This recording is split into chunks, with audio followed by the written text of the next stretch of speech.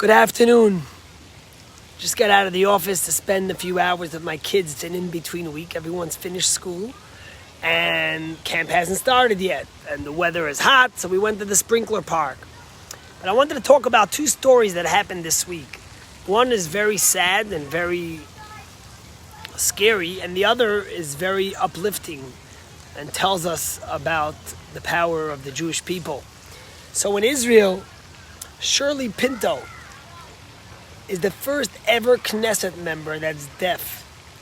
And she was appointed and sworn in to the Knesset using sign language. The first time in the history of Israel. It's never happened in the USA, neither in the Congress or Senate.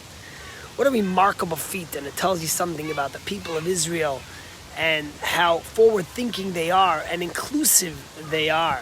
What a remarkable story. And I want to connect it to this week's Torah portion.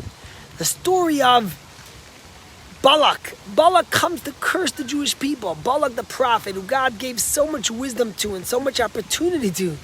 Yet his hate for the Jews was so irrational. But the first word of the portion says, Vayar Balak. And Balak saw. And he saw everything that happened to the Jewish people and how they won over Og and Sichon, the two giants, and the people of Moab. And he says, we got to go fight these people after they were victorious. But we also, another time in the Bible, hear the word about a Jethro, an outsider, coming. But there it doesn't say Vayar, he saw. It says Vayishma, he heard. Jethro heard all about that God did to the Jewish people, how he split the sea and he gave them the Torah, and how they fought off the Amalekites. And he decided, instead of going to fight the Jewish people, he was going to join them. And he was going to come to the desert to visit them and be one of them. Why the difference between Balak, who was such a spiritual man and a prophet, using what he saw to fight the Jews, and Bala and Jethro coming to join the Jews after what he heard? And the difference is between seeing and hearing. You see, when you see something, you only see what you see at the surface. When you hear what's beneath the surface. You see, but you also hear that which can't be seen. The spiritual, the things that are beyond the surface. You see, Balak saw the Jews being victorious. He saw the Jews fighting and being powerful. But Jethro heard. Yes, he saw the Jews winning Amalek. He saw the splitting of the sea, but he also saw the spiritual miracles God made for the Jewish people.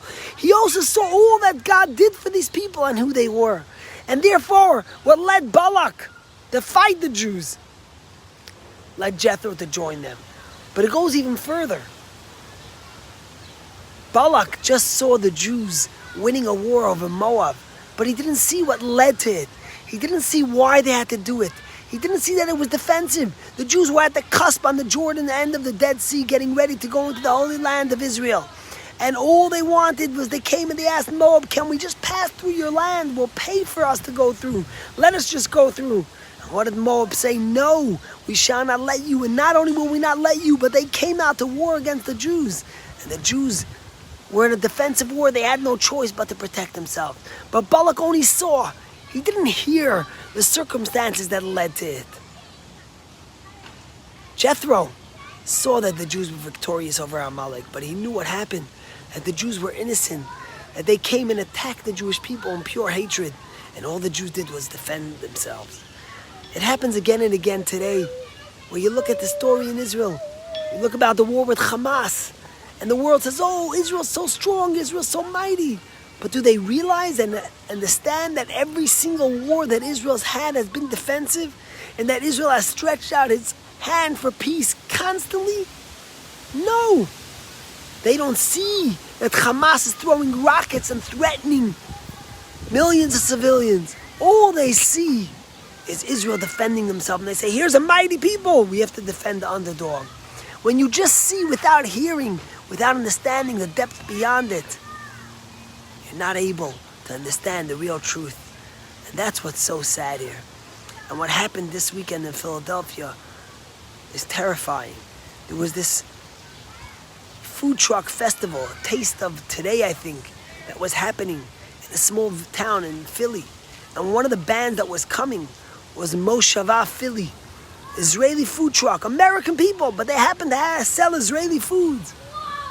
And they were canceled. There was threats that they would demonstrate against them just because they sold Israeli food and because they were Jewish. And the organizers asked them, please don't attend because we don't want demonstrations. Instead of standing strong and having backbone and defending those who all they wanted to do was celebrate Israeli authentic food and earn a living, an American food truck company that sells Israeli food.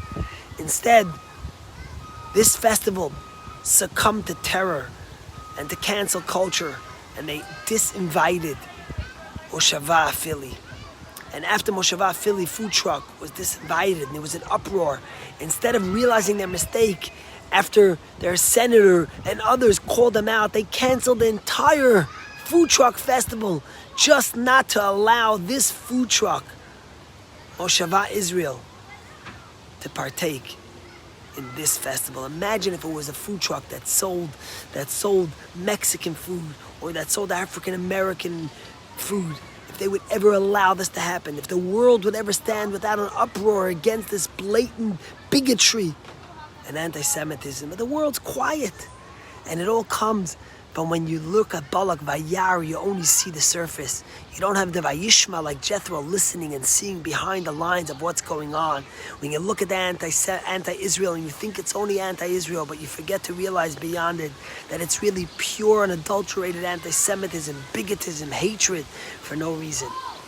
When you're able to celebrate Israel and Israel's revolutionary way of inclusiveness, where the first deaf member of Knesset is sworn in with sign language. They don't only listen, they don't only see, but they include.